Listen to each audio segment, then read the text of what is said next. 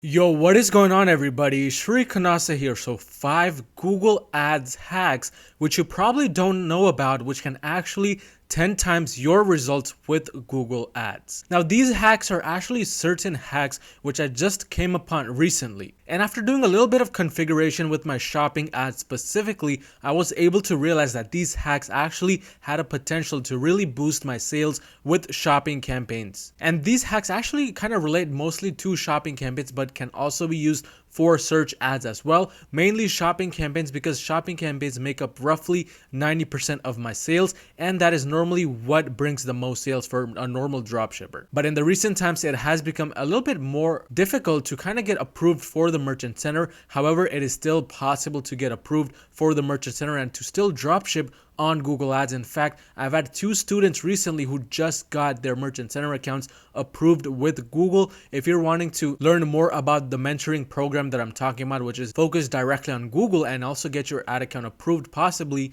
be sure to leave a comment down below or message me on Instagram at @DedicatedYoung. But let's just get right into it. The first thing you'll have to do in order to find any type of success with these 5 hacks is to destroy that like button until it turns blue.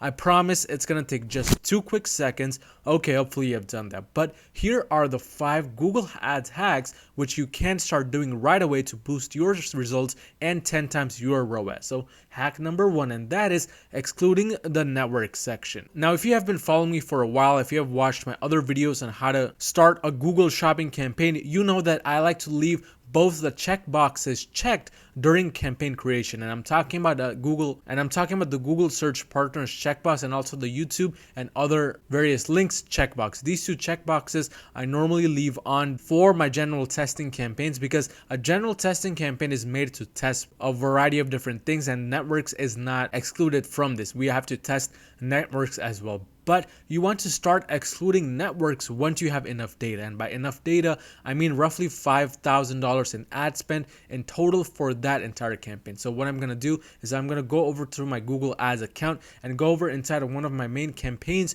right here, which is of course a general testing campaign. And what I want to do is I want to show you guys how this campaign has been performing within the last 90 days. So we're going to do 90 days up to yesterday. And as you guys can see, we've spent roughly $31,000 within the past 90 days. If you stay on the ad group section of your general testing campaign, and if you had checked those both boxes, you should now see these 3 options right here. Number 1, Google search. Number 2, search partners. And number 3, Google display network. These are all various different areas where Google actually goes out and shows your shopping campaigns too. So with Google search, we can see that that is majority of the ad spend right here. Obviously, because Google is going to prefer its own search platform compared to the other ones that are out there in the market. But number 2 is search partners, and number 3 is Google display network.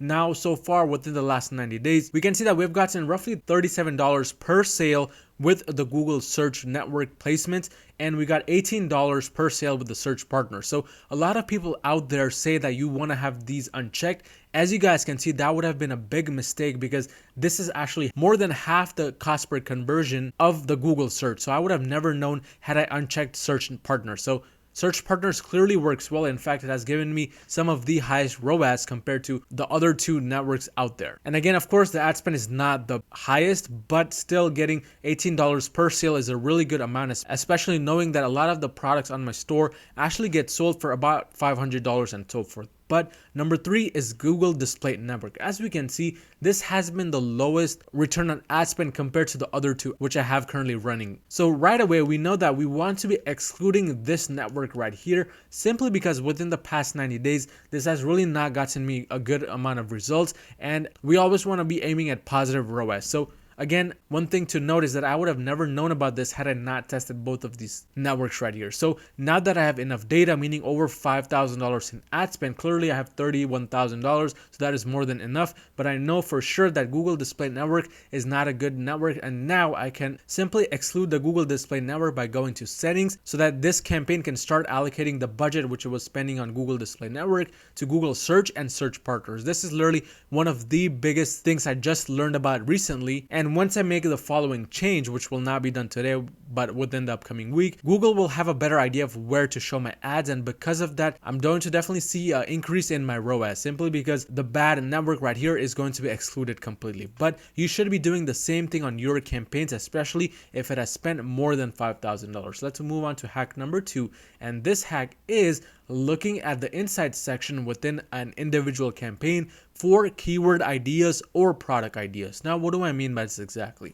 Well, if we go back to the campaign, which is the general testing campaign, and on the left, we can see something called the insights section. If we go ahead and click on the insights section, we'll be introduced to a few charts right here. And if you scroll down, we can see that there's a wide variety of different charts available. But looking at the chart at the top, we can see that what Google is doing is based on the data that I have for this testing campaign, based on the product which I've actually run in this campaign. It is giving me keyword ideas, product ideas, and it is letting me know how these potential keywords or new ones which are similar to my products are doing within these past few months. So right here, as you can see, it is obviously not shown for you guys because this is one of the main products which I sell, but it says that that specific category is trending compared to last month, and it says you are capturing additional demand, but there may be more opportunity for you to grow. But the main thing is looking at this section right here, top searches section. Here is where I have a bunch of different keyword ideas. If you go ahead and click on view trend details,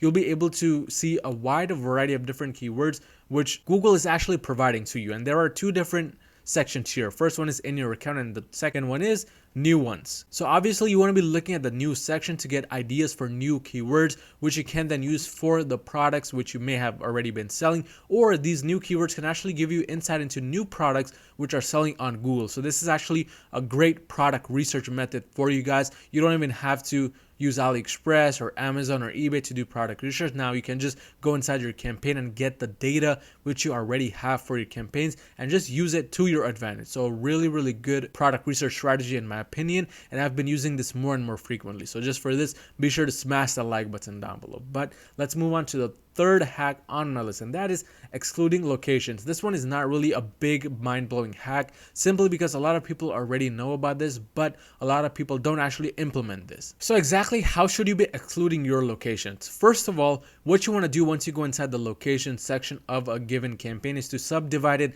by state, because that is how we want to look at our locations. And you want to make sure that there's at least $5,000 in ad spend or more per state that you're running ads for, because anything less than that and you may not have enough data to make any decision. So we're going to go back to our general testing campaign and go to the location section, and from here all you have to do in order to subdivide is click on the country that you're actually targeting. So we're going to click on United States.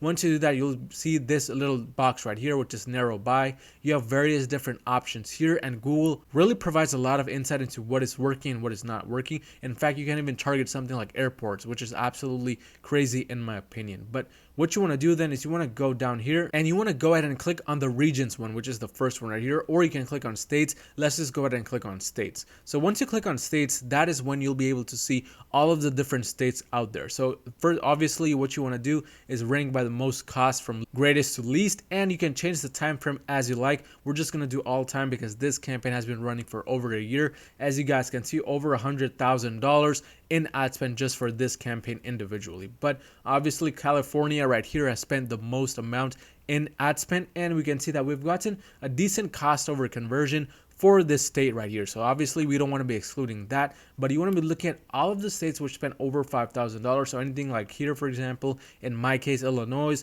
we cannot really look at that because it only spent 4.4K. But these top ones, we already have enough data.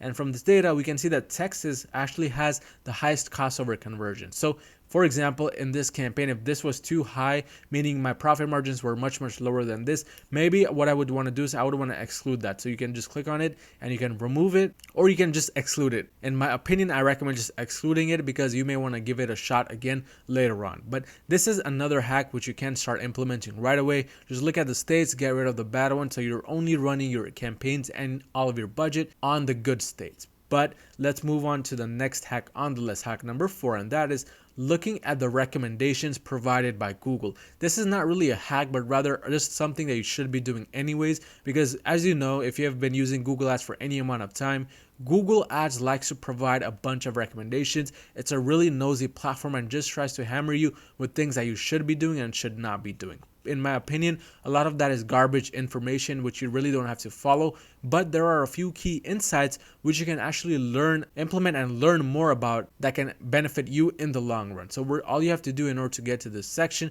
is click on recommendations within the campaign, or you can go to the all campaign section and do just that. But once you do that, you'll be able to see all of the wide variety of different recommendations here. Along with the recommendation, they provide a little score right here which says by how much percentage your campaign can improve by if you apply that recommendation, and the higher the number, the better it is. But just because this is a high number doesn't mean you have to obviously follow it. There's a lot of recommendations here which I think are absolutely useless, but I do still recommend reading through them so that you get a little bit more insight on how Google works and actually apply some which you think can work. And if you don't know what even works, be sure to watch some of my other Google Ads videos to get a better idea on that. But let's move on to the final hack on the list, and that is running a Google Ads CBO. Now, if you don't know what a CBO is, don't worry. A CBO is simply something that Facebook Ads recently came upon where you can allocate various different ad sets within one campaign and have the budget, instead of at the individual ad set level, set at the campaign level. So instead of 5 ad sets running at $10 a day individually, you can start the CBO campaign, meaning the campaign budget itself, at $50, and then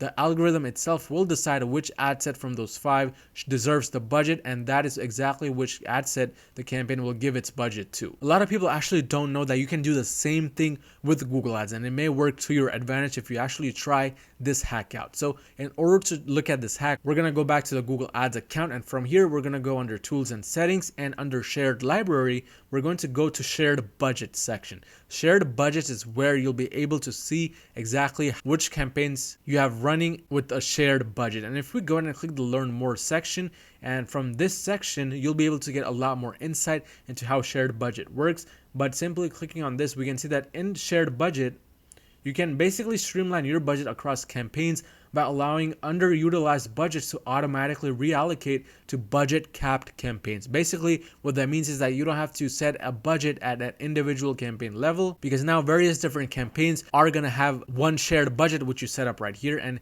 to set that up, simply click on new shared budget, and once you click that, it's going to show you various different campaigns, and all you got to do is just choose the different campaigns which you want to have under the shared budget list, and then set a budget for all of those campaigns. So if you have 3 different campaigns, maybe you want to set the shared budget at maybe $300 or something, so $100 per campaign. This is completely up to you, but this is basically what a CBO does with Facebook ads. So if you know what a CBO is with Facebook ads, this is exactly what that is. Again, just sharing the budget so you don't have to set the budget individually per campaign. And all this does is kind of give more control to Google, because now if campaign number 1 doesn't really spend all of the $100, maybe campaign number 2 and number 3 can get some of that spend in case that those campaigns are the ones doing better. So this is another hack which I actually recently came upon, but a really good hack and something you should definitely give a try if you're wanting to do something new with the Google ads. But if you want one-on-one mentoring with Google Ads, if you want to really take your store to the next level this year, be sure to send me a message on Instagram at DedicatedYoung, or leave a comment down below and I'll get back to you with more information. But if you found any type of value in this video, smash that like button and smash that subscribe button, and I'll see you guys next time.